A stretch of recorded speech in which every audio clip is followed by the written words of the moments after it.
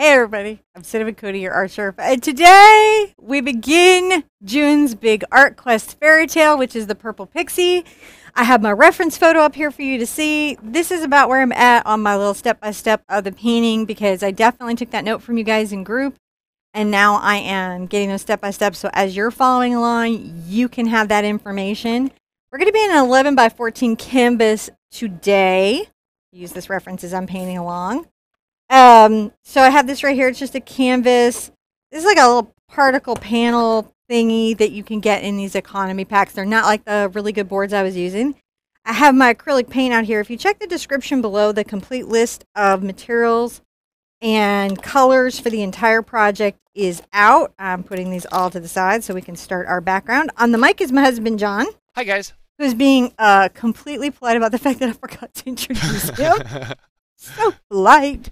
He's going to be tracking me with our cameras. The idea of this series is that each month I'm going to show you how to create a fantastical fairytale themed fantasy art piece, one that you wouldn't traditionally see on YouTube. And we're going to just meet up for about an hour or so a session, get through a segment of the painting, get all caught up together, and then meet back if you want like the step-by-step photo albums. Those are in the group on Facebook, The Big Art Quest.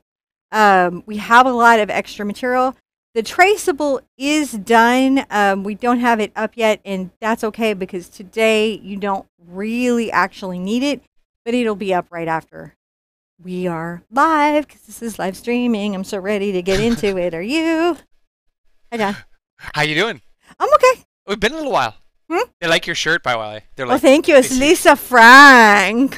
Yeah. It's Lisa Frank. She's a very good artist. I love her so much. Don't be afraid, Lisa. It's okay. I don't know where you are. I just saw a documentary on your factory, and I thought it was so cool. And of course, I had your Trapper Keeper. Yeah, you're a fan of many artists. Yeah, I'm a fan of other artists. You sort of stalk them like digitally, safely. Safely. I'm a safe stalker. But you're like a super art fan. Mm-hmm. You're like an art groupie. I think it's tough to paint and not love other painters. Yeah. Right. It's tough to create and not love other creators. I think that's a challenging thing to do. I think the only place I get a little crossed on that is maybe Facebook. I guess I've kind of turned into an art groupie too. You have. I'd be all like, Brancusi, I want to see your sculpture studio. You are, well, I think that's still open, isn't it? I have no idea. You don't? I mean, it's like not since I've not been able to keep up on any of the really cool stuff like for many years. So first of all, not alive, so. No, yeah, but I mean, like, I don't know if there's displays or I don't know, have any idea what's going on over there in like in Brancusi land. Brancusi land. Okay. Other than he has really cool sculptures that look like rocks that are gigantically stomping forward, and so go check out Brancusi. Okay. Well, those are very, very cool. Brancusi. Okay. Segue. That was so weird. Artists are serious people. See, we get to fan out. We do. All right. So far I put out some titanium white. I have phthalo blue, phthalo green, Prussian blue, Indian yellow. I think I'm also going to put out some zinc and some burnt sienna.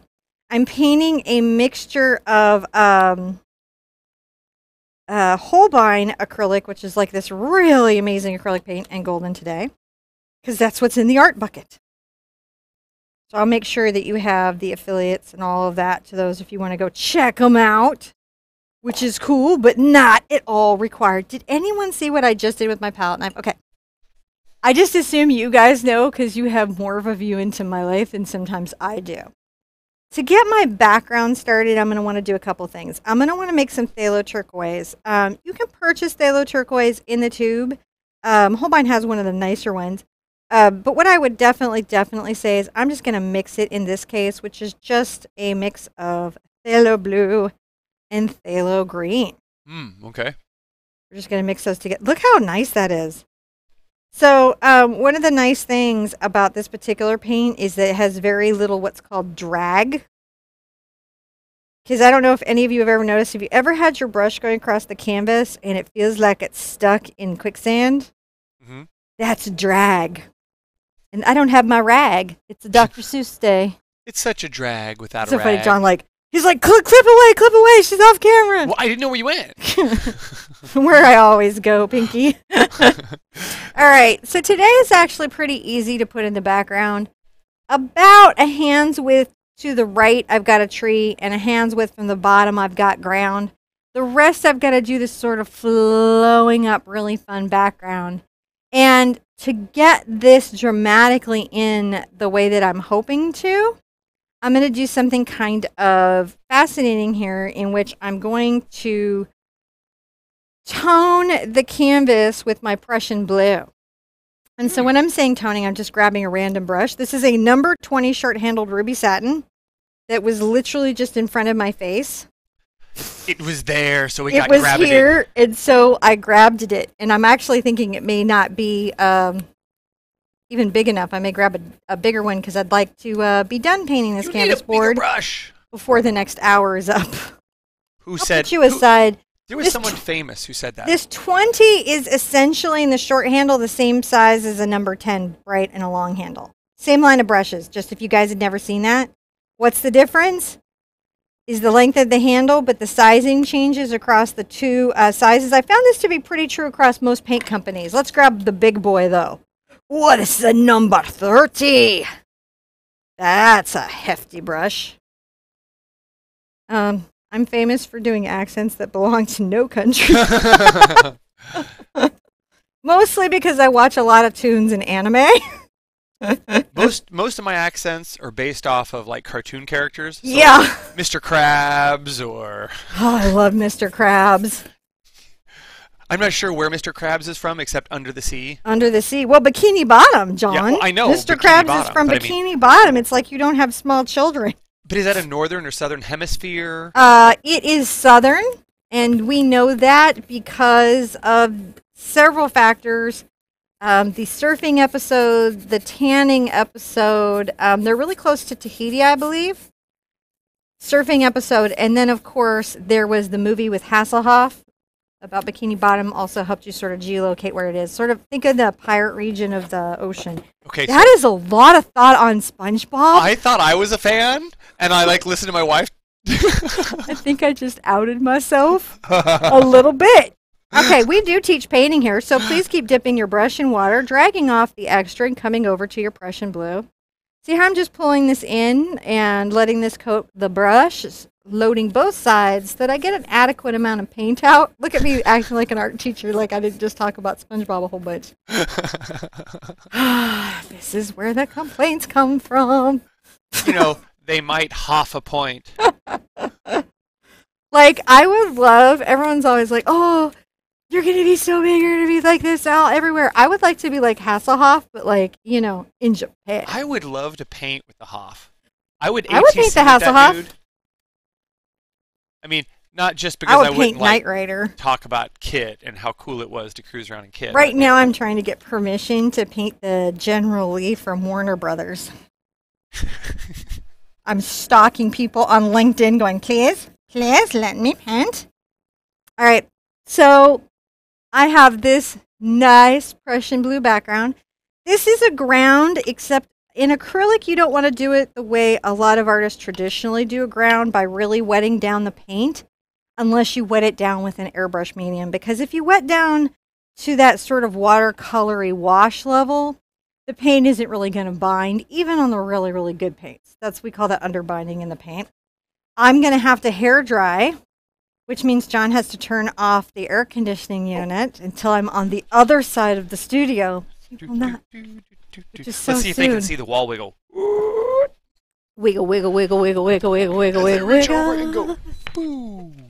Oh, the wall wiggled. Okay. All right, but we do want to turn back on if I'm done. So hot in here. Okay, so while she's doing that, I'll say, if you're at home and you have an air conditioner plugged into the same wall circuit as your hair dryer, you probably should turn the air conditioner off too. Now, that being said, you use your air mover on the lowest heat setting, because it's actually the air moving and not the heat that does the assistance in drying.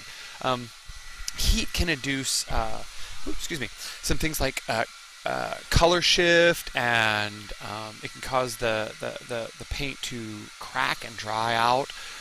So don't use any heat when you're drying, when you're speed drying your work there, yeah, just use the air mover. So, oh, I think she's back.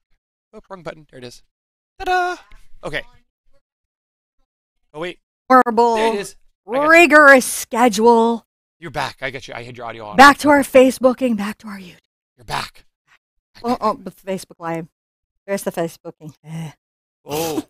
I'm down to 1 jar of water. What's going on? They were saying, you could paint Baby from Supernatural. That would be another good. I'd still have to get permission from the WB. So listen up. If you work at a network and you'd like me to paint your cool vintage nostalgic car, go ahead and contact us. I just need to know you're not going to come put a takedown notice on my video. Because I would totally be into that. I would totally be into it. Yeah, I totally wrote the people at Warner Brothers, and I was like, I will paint the generally, and I understand your new requirements for this, and here's my vision of it jumping through the sky, and get to hear back. I even upgraded my LinkedIn account so I could reach people. So we try. We gotta remember we're painting stuff. We're painting stuff. So I have my titanium white, my zinc white. I have these two whites because this is very loaded. It's very opaque, and I have this because it's very transparent and light. These two will play against each other to give me big pops across very similar values. I've got my phthalo turquoise, my secret weapon being the Indian yellow. I love this color. Listen, you don't just have to get it in the paint lines that I have. A lot of paint lines will carry that paint. And I've got a website page, a blog you've got to read, a video you've got to see coming up really soon that talks about the different paint brands I will recommend from craft paint to pro paint. Ooh. All right, back to that little brush I discarded earlier. And I'm going to give you guys some guidance. So if my tree is about a hand width wide, right? So if we take the right-hand side of the canvas down like this, right? And I have a similar little width of ground, I don't really need to do my sky that much past this or that much past this. That's a way that I could save some money if I didn't want to have to like worry about that or deal with that as a particular issue. I'm going to grab this number 10 that's just sitting on my easel. That needs to go to the brush spa, but it'll be fine for today. And I'm going to load up my phthalo turquoise, and I'll tone it with just a little bit of my Prussian. These work together. This is good to have in your paint box if you want to do any oceans. It's definitely something you want to do. And I'm going to do a brush stroke that's like an S-curve. See how we're doing that? Mm-hmm. We're going to S-curve this up because we're trying to talk about the magical forest and the forces in the magical forest. Put up my glazing liquid. Glazing liquid. Okay, so this is acrylic glazing liquid in the gloss finish by Golden Artist Colors, sometimes labeled GAC. If you ever wondered why something's GAC, that's Golden Artist Colors. Just weird fun fact that may be fun for me. Did you see me shake that whole table, John? Yeah.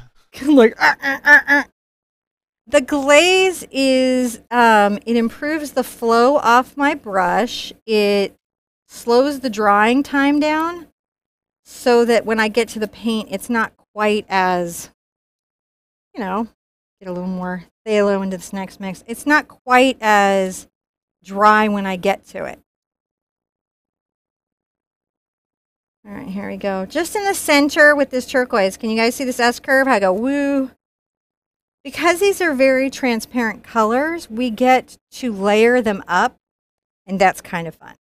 Now, as I'm coming to the outside, I'm going to go just Prussian. Which is a really cool blue we've talked about in the quest before.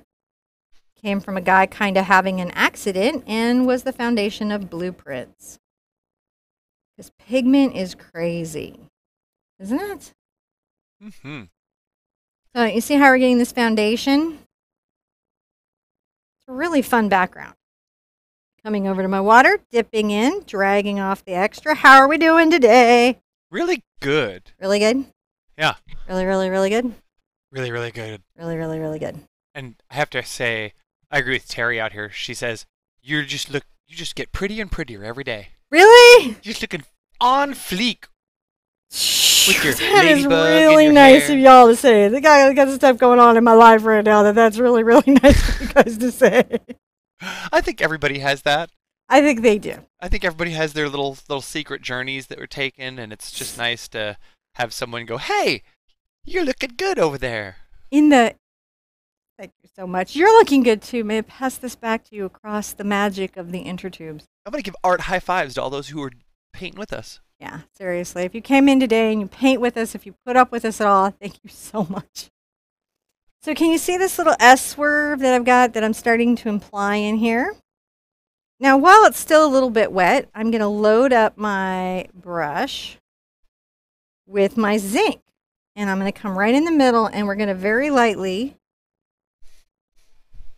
start pulling energetically up the brush. See how this is doing?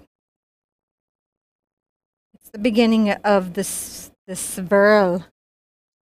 Fun stuff. Get my glazing medium. This is just in the zinc at first because we want it to be sort of soft and not that powerful yet. A lot of times people feel like acrylics can't get the same effects as oils, but it's really just understanding this medium and how it works and how to play against its strengths and minimize its weaknesses that allows us to get some pretty amazing results as painters. I just love this medium so much. I'm just starting to play with that little space, and it should start to reveal on your canvas as you're going. As you enforce the brush stroke, this energy starts to pull up. I don't feel like I see these colors at all on the main screen, which I say to John all the time. He's probably very tired of hearing. No, it's just like, it's funny because there's sometimes during the program I adjust colors a little bit here and there because it is difficult sometimes to catch everything. But before the show, I color adjusted and color matched all the screens, and yeah, sometimes greens and blues are hard. Sometimes greens and blues are hard. Speaking of, while we were doing that, I was getting some burnt sienna and some phthalo green, mixing them together with a little Prussian blue. And I'm going to just come to this bottom part of my canvas and start, laying this in. I'm going to go back over it with the other brush stroke. These aren't like pristine fields. What I'm doing is just creating the depth of value that I will be building up from. Yeah, John does a really good job of matching the colors. It's much harder than you might think. Well, no, I mean, it is what it is. It's like right now, if you look, the RoboCam is a little lighter than the primary camera. Yeah. And it's tone difference. So that's just because RoboCam has a greater light sensitivity to the higher area. So yeah. I can adjust that though. Watch. Since you're okay. So what I'm trying to do here is I'm stroking up, if you can see, and I'm creating also this implied flow in the painting up into this tree. I'm not going to rinse out, but I am going to dip my brush in water. I'm going to come over to my black and brown. I'm going to make a very dark color, and I'm going to paint in the basis of my tree. This is one of my favorite blacks, so it's real good. I'm just going to bring the tree down like this and blend it into this. But again, this is like, imagine this is a very loose, rough sketch. Don't be precious about it. Don't be worried about it at this stage. You just got to get a certain amount of paint on here and tell yourself where objects are. And you can kind of see how we're really needing that traceable yet. No, it's just sort of blocking in some background, yeah? Yeah.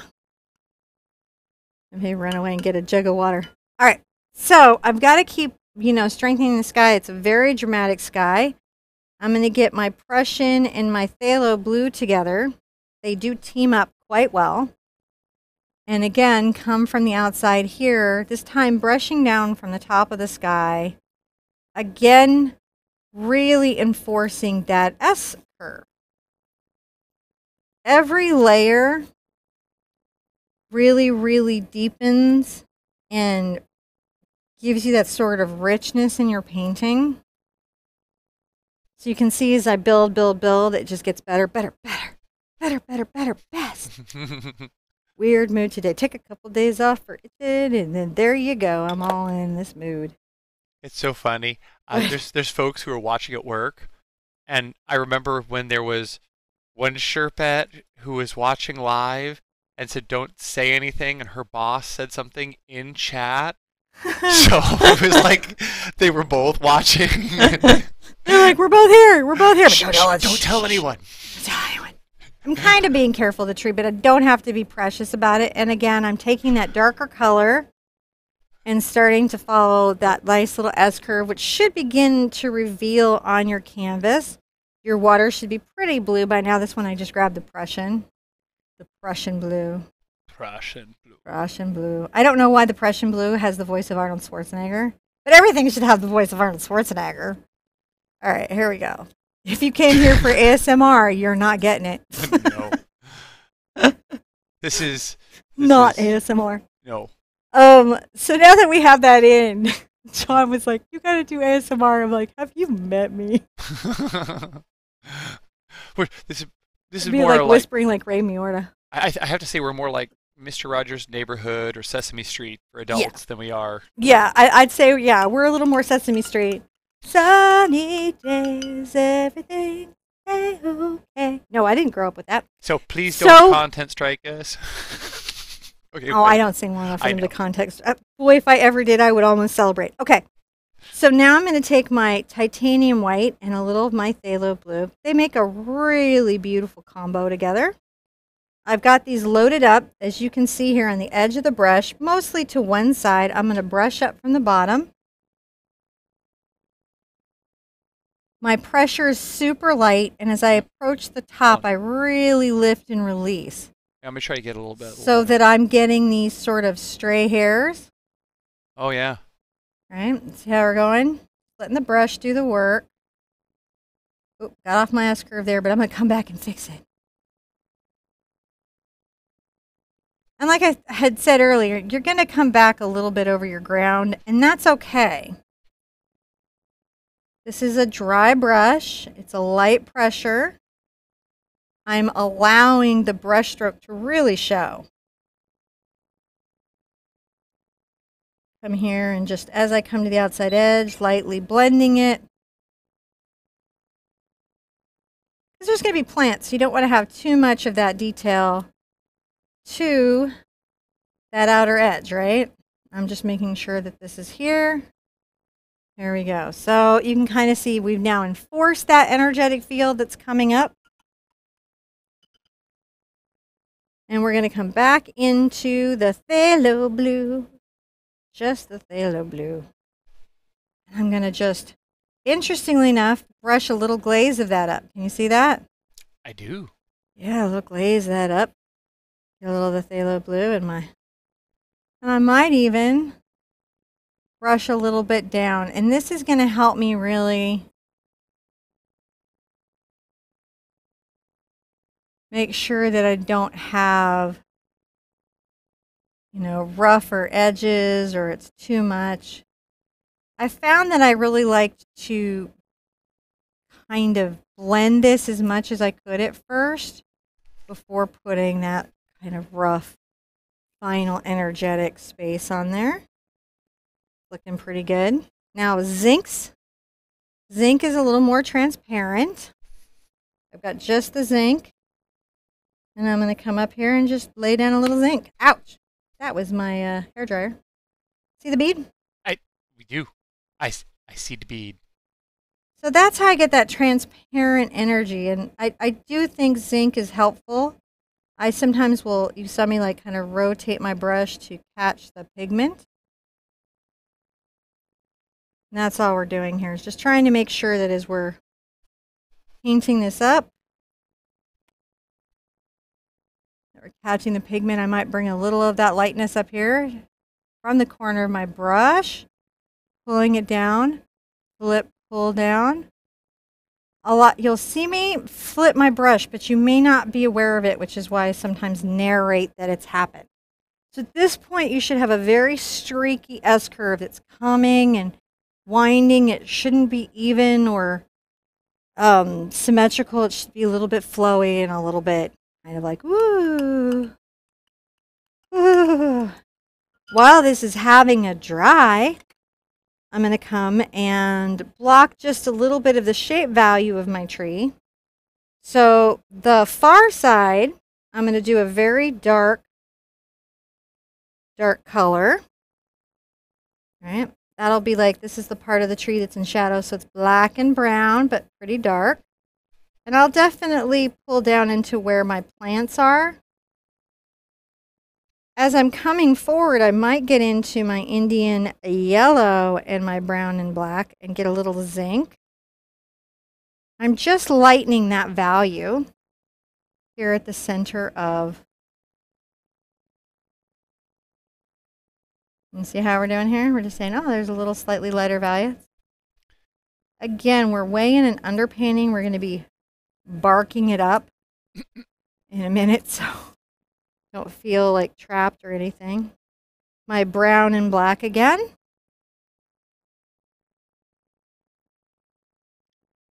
On the edge of my brush, just sort of. Yeah, I want folks to be able to see that edge work, so it's kind of hard to catch it. Yeah, we're just pulling that down and then blending that out. Right, I might go a little more, get this in here, and maybe this time get, I think maybe a little gray. See how we're doing the gray? It's going to come over that yellow with that gray and knock that back a bit. So what you should essentially have right here is a dark space, a slightly lighter space, and another little dark space at that edge. Otherwise known as a tree. Don't think in terms of tree. Think in terms in value. Tree will confuse your brain, mess you up. I'm going to go ahead and do my brown and my green again.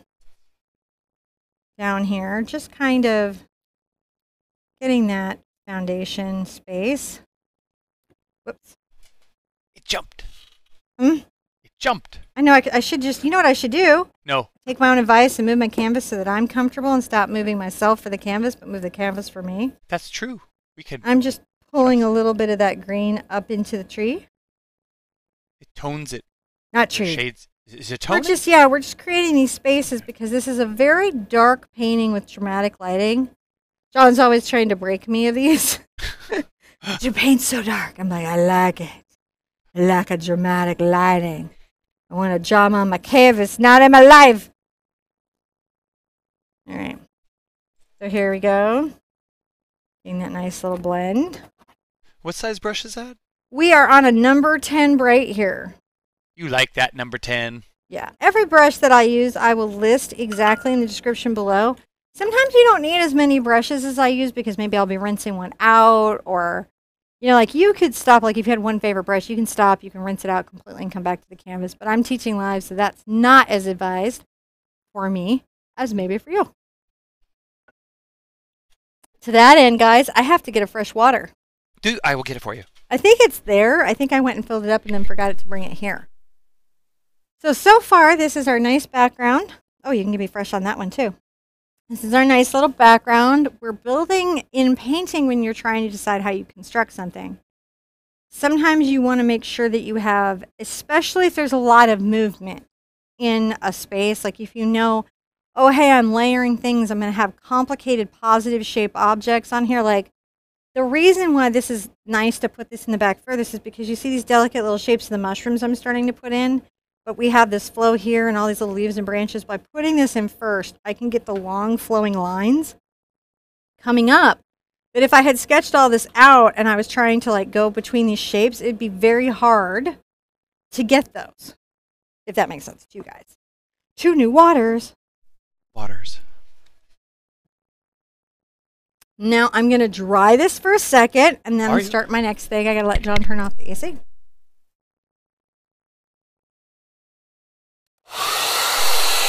Okay, while she's doing that, I'll say, oh my gosh, thank you guys for coming and hanging out. We have been a little while since it's been here. And by now, you will have seen that we have rolled out our new website, so you can go check that out. There's a whole new look to the website, TheArtSherpa.com, so definitely go check that out. There should be a link in the description down below to that. On there, you'll see that we're constantly updating some stuff. So a lot of the data is still being migrated over and updated. So you'll see a lot of those changes happening over the next week, really. Just the updates on the website. How we rolled out the new website. There's new graphics that are being uploaded. Exciting. Yeah. And traceables are missing though for some people. Well, yes, it's you'll find that there's about half of them are there. They're coming back slowly. So are they returning in slow order? Yes, it's a longer task to get them all linked back up, but they are happening. Okay, I'm just looking for different brushes. Everything's kind of crazy right now. Alrighty, so I'm just pulling my little kit together so I have everything that I need so I can do this soft kind of airy little fun background. I'm going to definitely get into my Cambridge. These are a mix of bristle and synthetic filaments, and this works really ideally for acrylic because just a straight bristle will over soften in water. But what I love about this is it's a tremendous dry brushing tool and textural tool. So like if I get my zinc like right on here, just loaded into the end of my bristles like so, I can come into this space and very carefully dry brush just a little. And this works best with zinc because it's just inherently a little transparent. Just a little more focal energy. You can see how I've got that going.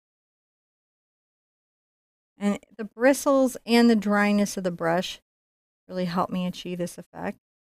I just want a little more of that. Maybe in the center here. Little drama. And even when I rinse this out, I won't lose like all my hard work. Now I have in my set these brushes. These are cloud brushes, right? What these really are is a dry brushing scumbling brush that's in the shape of a dome blender. So a lot of dome blenders are really soft, and these are not. I like to kind of work out the bristles so that they're not too stiff. And I can come at this stage and I can load into them. You can see I'm pulling out and really tapping in and working through the bristles, my paint. So there is a lot of paint, but it's incorporated into them. You can always also do this with a small number 2 braid. I'm going to make little round, energetic spaces. And I may go over my tree, but actually these will end up being behind my tree. These are some of the fairy lights that are more in the distance. So just use any good scumbly brush that you have. You know, you're just wanting to make a little distant. Maybe this one will be a little bit bigger. Just some little glowing possible flyaways. And you can see how it just does a nice job. You don't want to go just on the tip here because it's going to want to twirl like a ballerina on its toe. And you want to be more here on the belly on the side. And this isn't the only visitation of this idea of the twilight little twinkle lights that we're going to have. But it's nice to get these distant, lighter ones put in that are maybe not as focal as the ones that we'll have during the finishing work of the painting.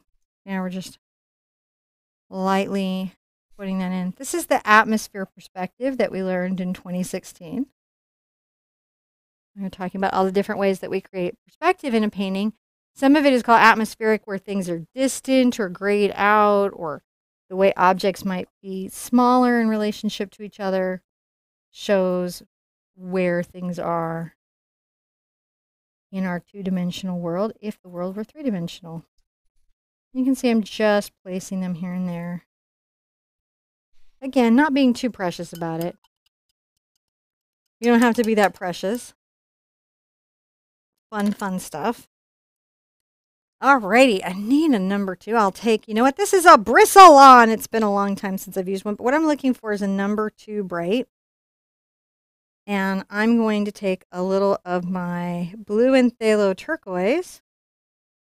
Well, I've got this, and I'm going to come up here, and I'm going to very lightly tap in on the corner of my brush an uneven little run of leaves. And if you kind of see what I had going here, you get a sense of where this might be going. Because we're in the forest, right? This pixie is protecting trees. We got to give her some nature to protect. This is all going to get posted up today, the little stages and steps, into the Big Art Quest Facebook group. And look, I'm with you on this whole, like, a lot of times you guys are like, Facebook. I'm like, yeah, I'm with you. But honestly, the Big Art Quest, as groups go, is very chill. None of my frustration is ever, like, from there. No, everybody's like, oh, it's for quests. I know what I'm doing here. I will share quests, so no trouble ever. None. Such a happy space. I'm trying to make these little dashes, these little leaf dashes that I'm doing, a little uneven and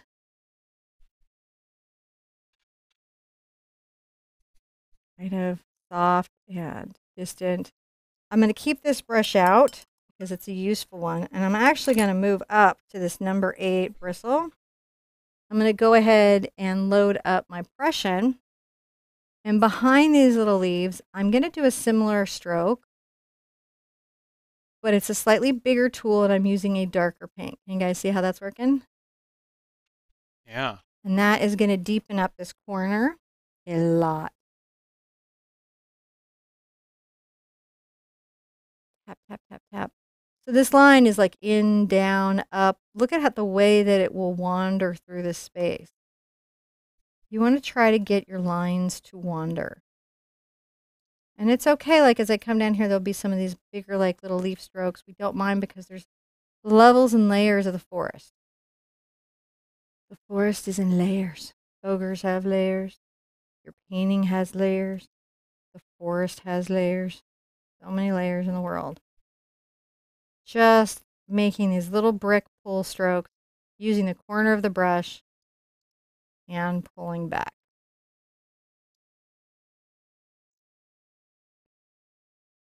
This is nice because on this particular painting, I've really been utilizing the paint that I pulled out pretty well. So I do enjoy that.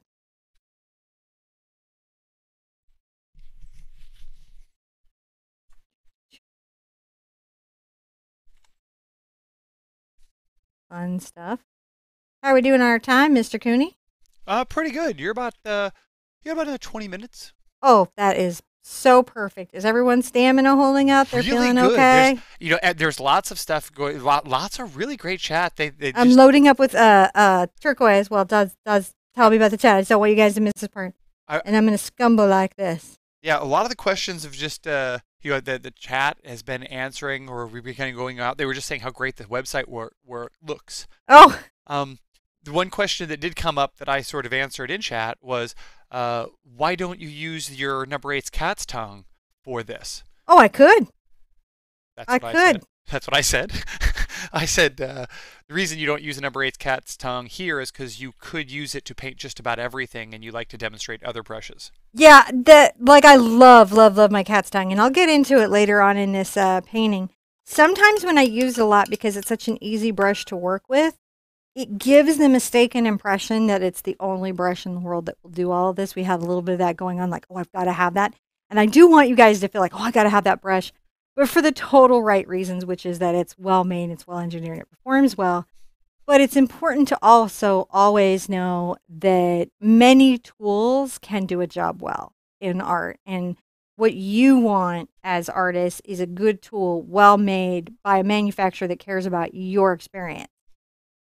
And so I sometimes find by changing things up and being like, oh, I dodged and stuff a little bit with the materials, it helps remind everybody that the magic of the painting is inside you, not so much in the tools that we use. So, I mean, you guys know how I like, look, this black I'm painting with, the Holbein black is like my favorite black.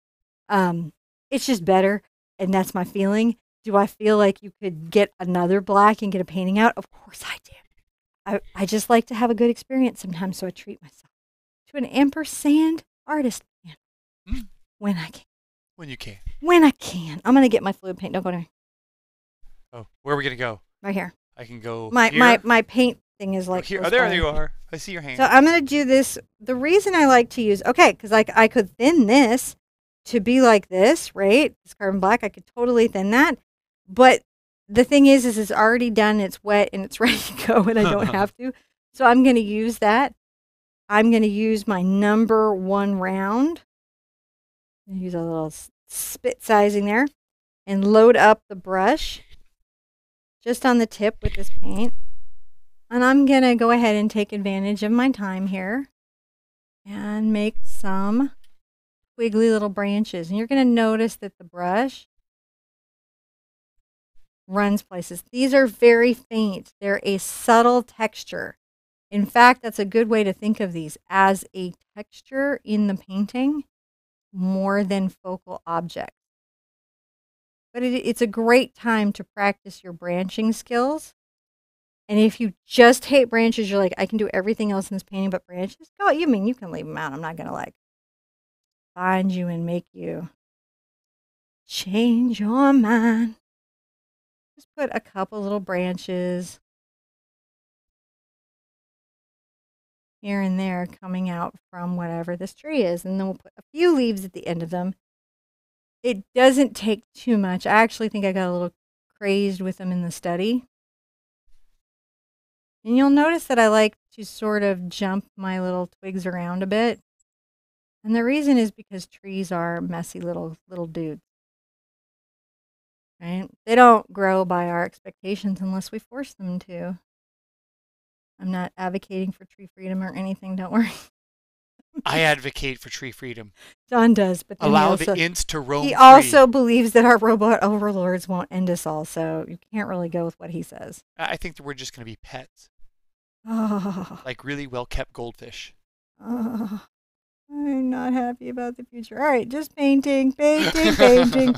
I got a little happy with that branch and took it out into our focal light, but you can see it just creates this little sense of, oh, hey, maybe there's a little tree here or a little space there that we can be impacted by. I'm just on the tip or the toe of my brush, painting out soft little twiggly bits. Wiggly bits are good bits. Sometimes I get a weird branch going and then I got to be like,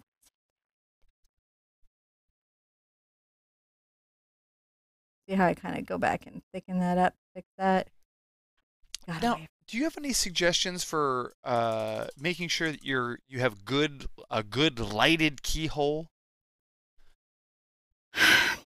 Keep in mind that your paint does a color shift darker. So like if you're in my Watercolor Wednesday on Facebook, we talk about that your color will lighten. In acrylic, it darkens. I don't really ever hear about color shift in oil. I don't think it has a tendency to do that. But acrylic paint, because of polymer, because of the nature of how it's made, will darken as you go. The better the paint, the less the shift. I feel like the shift in the Holbein, in the Golden, in like the really high-end paints from Talon or Sinlair or any of the really good companies won't do that as much. The less your paint costs, the more you can expect to see a shift. There's a couple brands I'll recommend to you that do it less, but that's really because of the polymers and the fillers and the quality of pigment that are used in the economy paint. It causes just a really dramatic shift. So, here's the actionable advice. If I'm painting craft paint, paint 2 shades lighter than you think. That'll make arrangements for your color shift. If you're painting pro paint, paint like a half shade lighter than you might think. Remember that, you know, you can keep working this space. If I want that good distant lighting, I'll make a grayscale value. Oh, here's what I'll do. After this, I'm going to go into my computer. I'm going to convert this to grayscale, and I'm going to show you the full range of values. I think it would surprise you. And we'll put that up on this page's website so you can see it, like how light something is or how dark something is, because sometimes color confuses our eye. So hopefully those 2 things are actionable advice you can take today to improve your painting experience. Yes. Things are giving me grief. I'm sorry, guys. I keep messing with them. All right. I'm going to get my number 2 again. I love this size of bright. I'm going to get a lot of my titanium white and my phthalo blue in this particular case, and I'm going to make some light little leaves. These are loosely mixed. There we're doing. We're just getting some paint and loosely mixing them. Hot mess on my brush. But what that's going to give me, if I plant from the corner and pull back, is a little leaf shape. See those? Little leaf shape. My little round clouds will do this too. If you have a number 4 cloud, it makes this quite nice. I'm just adding some of those, and I can be like, oh, have some right here. Oh, just a few of these here and there. I can always do what's called offloading. See how I roll the brush out and pull the paint out? Get a little more of my phthalo blue into it. And as I'm coming back, it's lighter, but maybe not as light as these little leaves out here. And I am creating the edges of these wonderful little spots of tree. So it's a corner pull. See that? Just talking about these lighter little spots of tree. I'm going to get that little rolled bead, make sure it's all nice on my tip.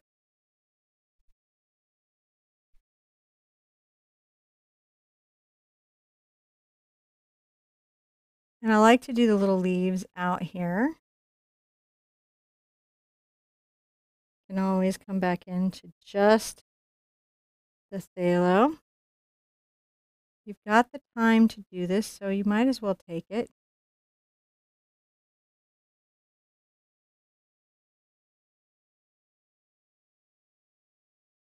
There we go.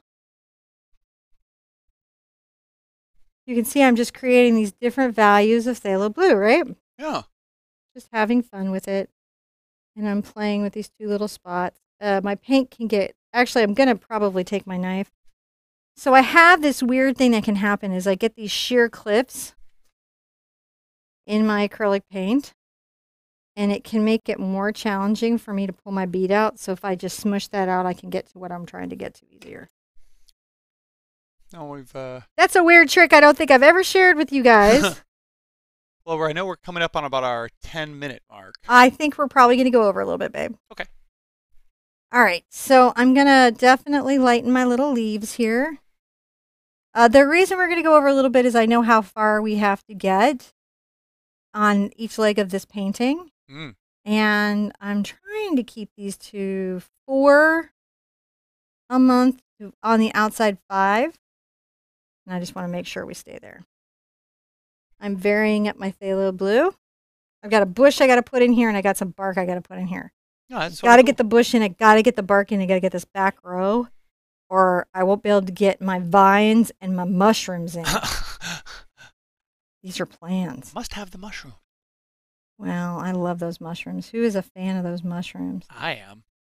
I know this is a little fussy here. We usually aren't this fussy in our class, but for this type of painting, a little bit of fuss goes a long way. You'll notice that I'm just pulling in the darker phthalo as I'm going.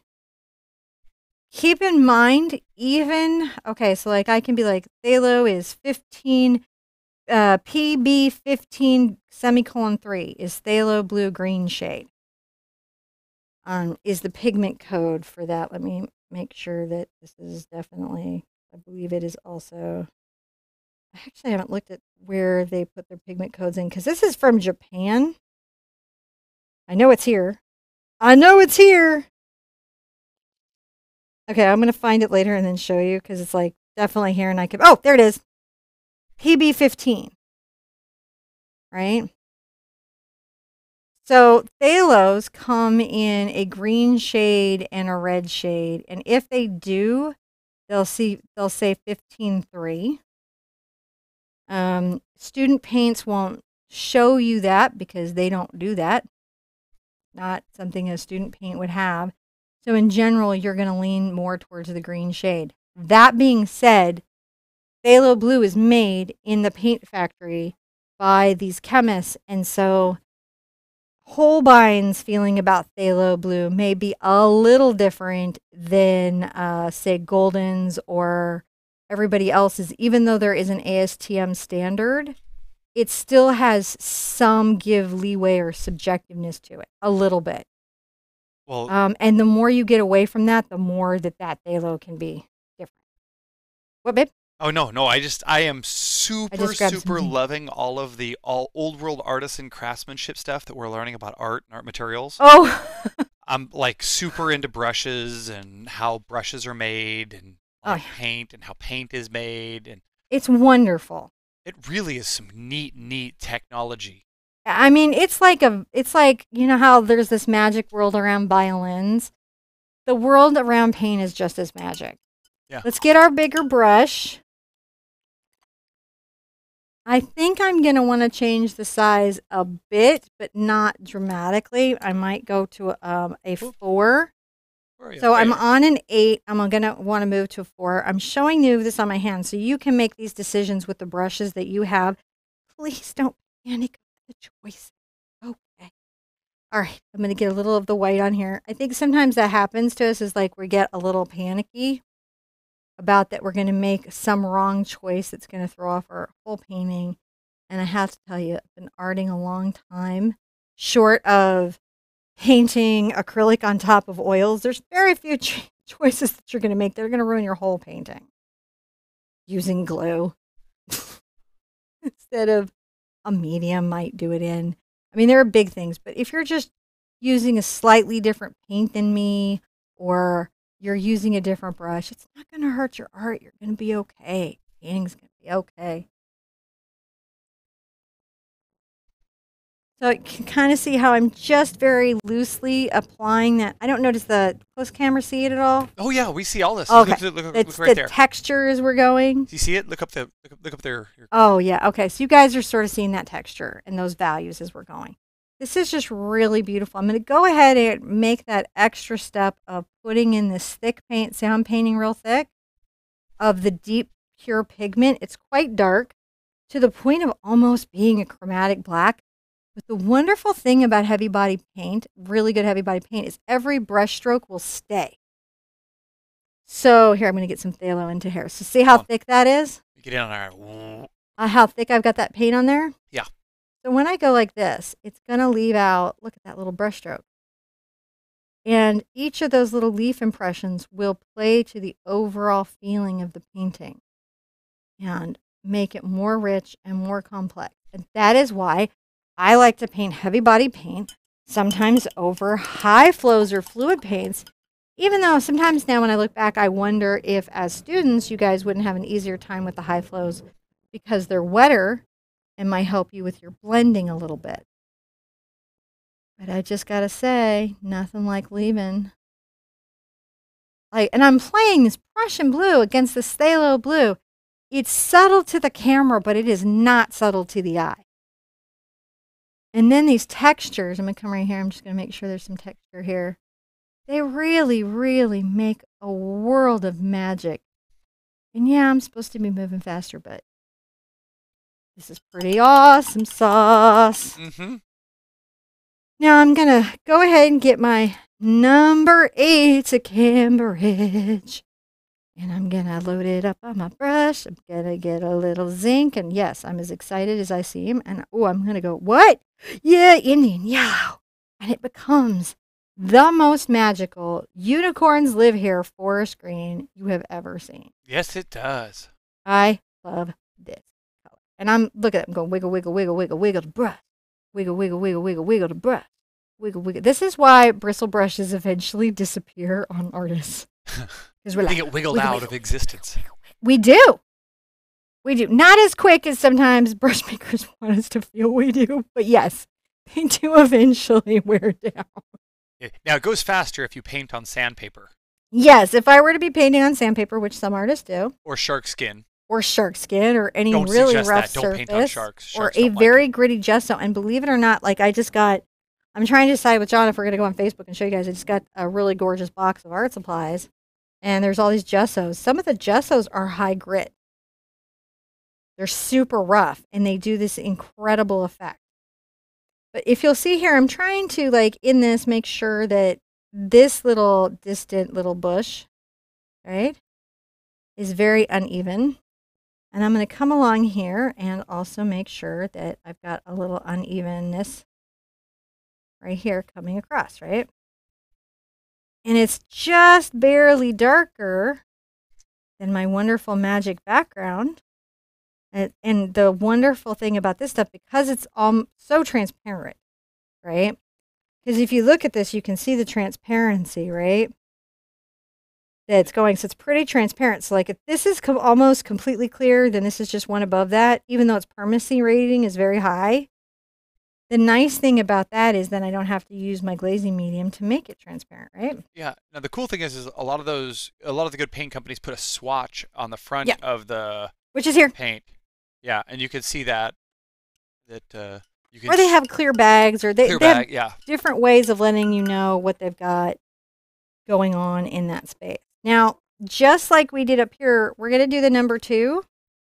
I'm going to actually do some of my zinc on this, and it's okay if there's Indian yellow in it. Trust me. The zinc is just a little more transparent, and I'm going to make little tiny dashes. Can you see these? These are even almost smaller than what I did up top. Oh, yeah.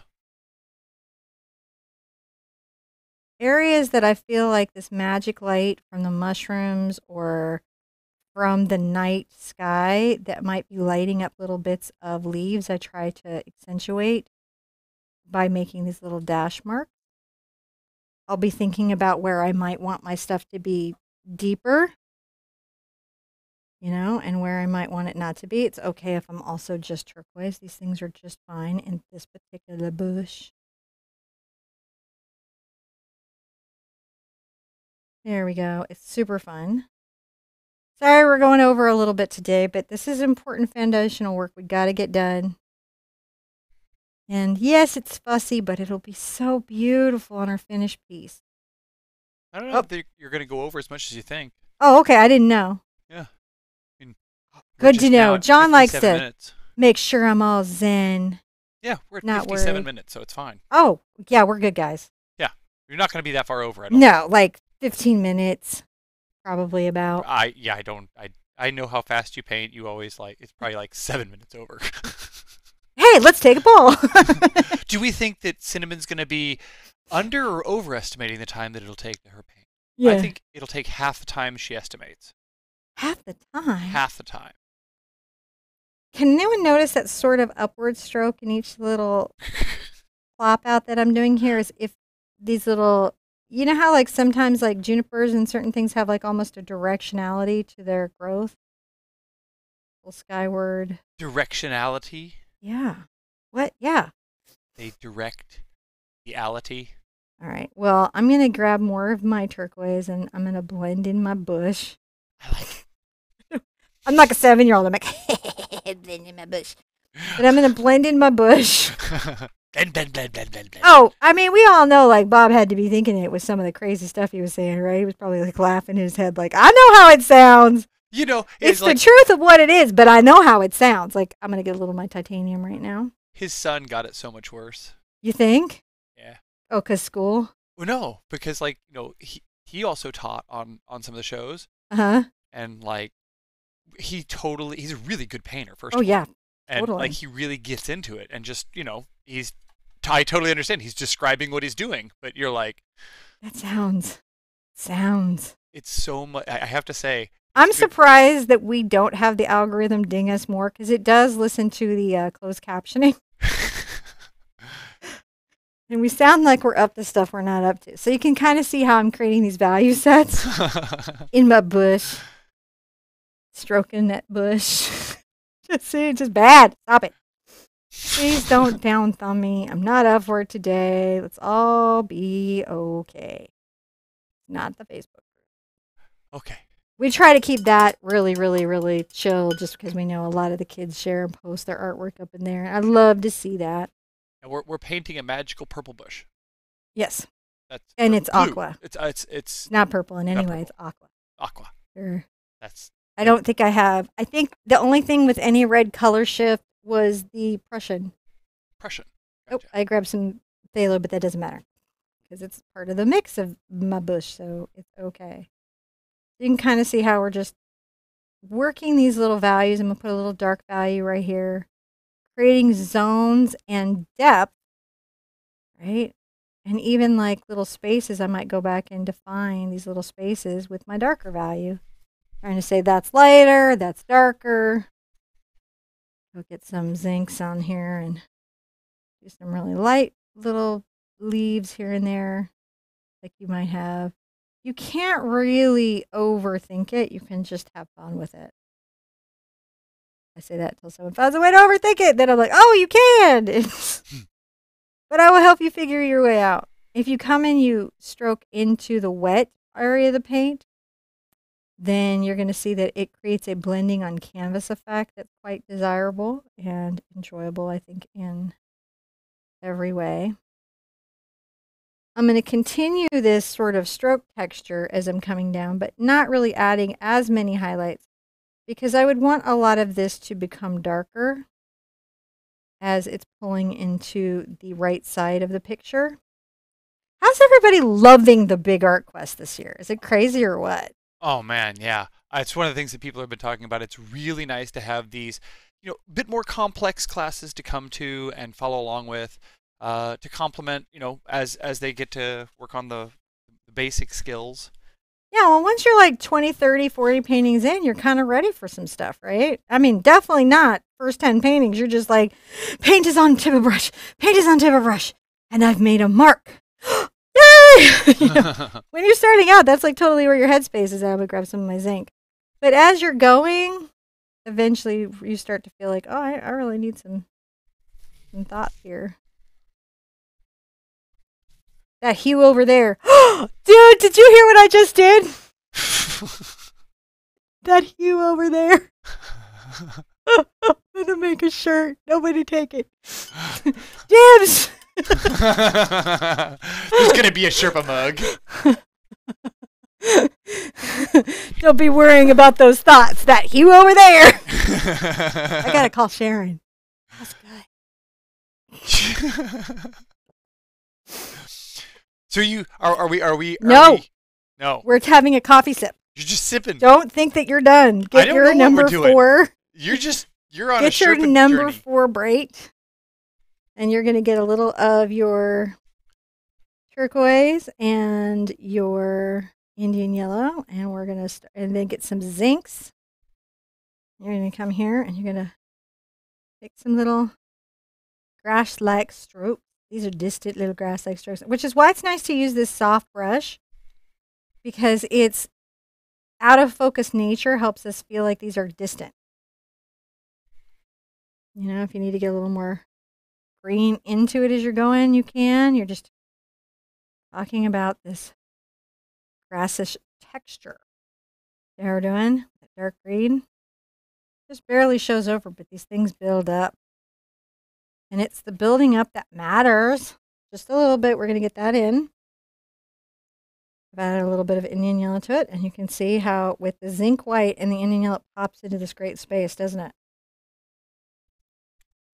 And I'm just trying to demark, like, look how I'm just pulling and dancing along.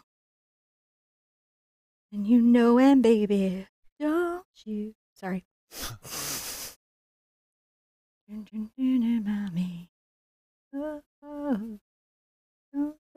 Why don't they remake? All right, so I'm just dusting. Look, I love this because I can go softly kissing the canvas with this little brush, creating this. I mean, clearly a unicorn has just laid here. Mm-hmm. That is obviously what has happened. I, the unicorn investigator, declare it so. With my unicorn forensic skills. I'm so grateful anyone ever watches the show. I'm totally aware of what I'm like. All right, so we have this in. We just have to get our bark in, and then we can, our bark is worse than our bite. Then we're going to take a little break. So I'm going to take my black, a little of my Prussian blue, and some of my brown. Taking this nice dark color, and I'm going to just dash in. Look at these little bark shapes. You see my little bark shapes? Oh, yeah. Little bark shapes on my happy tree now. I still hear Tally Blick. Flat texture. What do you think, Professor Cooney? What do you think? I think I think that what? I'm glad I paid attention in class. I think it was good. I'm so glad we dated. You learned so much about art. I did. I might mix it up with different levels of brown and black as I'm coming down my bark to make my tree kind of, uneven. You Re- did. You paid good attention in class. Reverend Talley introduced me to Brancusi. Yes, he did. Introduced us to a lot of good stuff. That's actually the start of my sculpture journey. You have spiritual guidance. Dude, I tell you what, there's some In the way of informing us what was going to send us straight to the double hockey sticks. Dude, he was awesome. He was. I'm getting some blue into my black and my brown. This is kind of cooling it down. It's a subtle effect, but it will overall help your tree feel, pretty cool. See what we're doing? We're talking about my college professor, who's the head of my art department. He was also the local Baptist reverend. And many of the students that went to his class, not us, but many of the students went to his class, were also in his church. So we had a very unusual art school experience. It was really, I would not have traded it for anything. Mm-mm. It's probably one of the coolest things. Oh, blah, blah, blah, blah, blah. Well, and I think it gave us a unique perspective. Yeah, About sure. art and art history and people's different experiences around that. And I'm very grateful for the unique perspective that it gave me into other people's experiences. So you can see I'm just working this, look, it's just like the edge of this. And it just creates this, it's amazing. Now, as I come in through here, there's definitely going to be some more stuff afoot, but first I'm going to get my, brown and black. It's okay if you have a little blue into it because there's a cool tone to everything. And I'm going to come to this outside edge and start making sure that I've got that. Maybe a little more blue in that mix, which will, against the burnt sienna, sometimes feel almost green. And you can see now how I'm pushing those little distant twinkle lights behind the tree by making the tree lay over them. Don't forget to take some of this into your grass because the tree would be into the grass a little bit. If your paint is creeping up your brush, offload and get it to the tip and keep going. We're just getting this wonderful, fantastic bark value and texture in. So that the next time we meet, we can mushroom and vine. Yay! Maybe get in about that much of her or something. We'll have to see. There we go.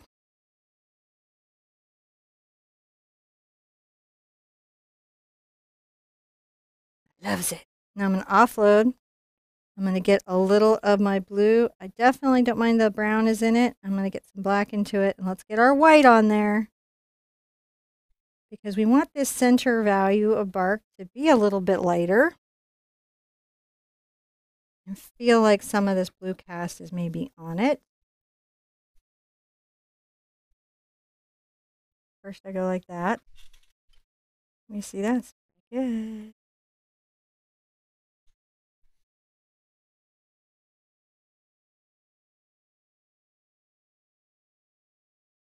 Just starting to talk about this tree, maybe how the different light could hit it.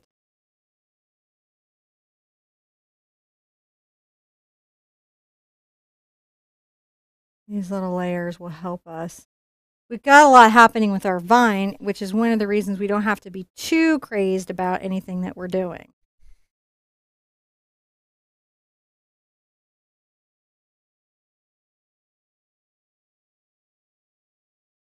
See how we're going, little bark textures? Little busy stroke. Busy, busy, busy little stroke.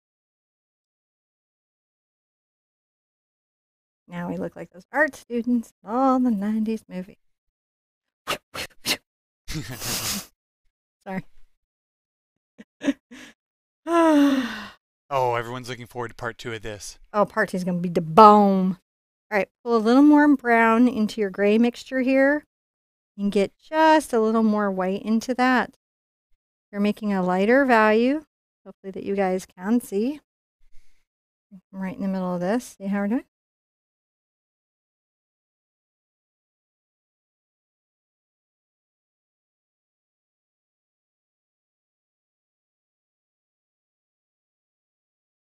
Is that fun?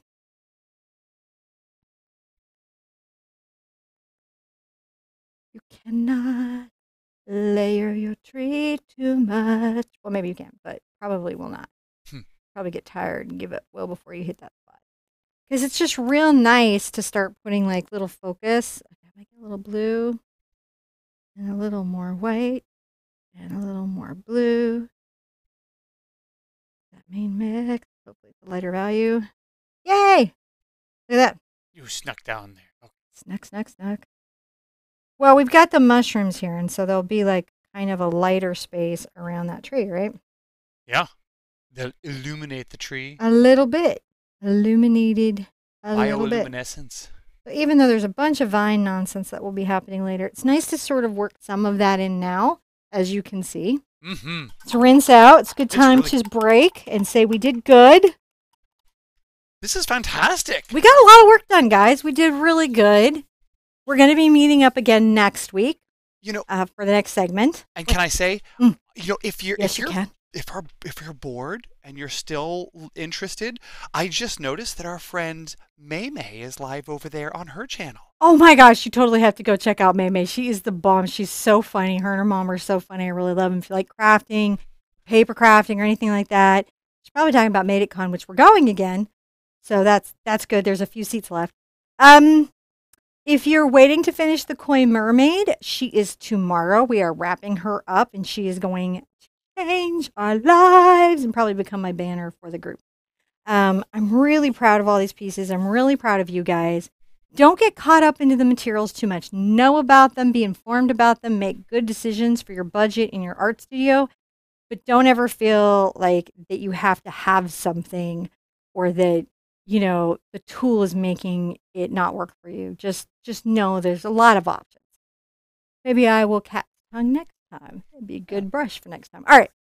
You guys be good to yourselves, be good to each other, and I want to see you at the Easel really soon. Mostly Friday, Saturday, and Sunday, which was when we're going to be on. Really fun stuff. So see you the whole weekend. Because you're painting with me, right? You don't have other things to do? No? Right.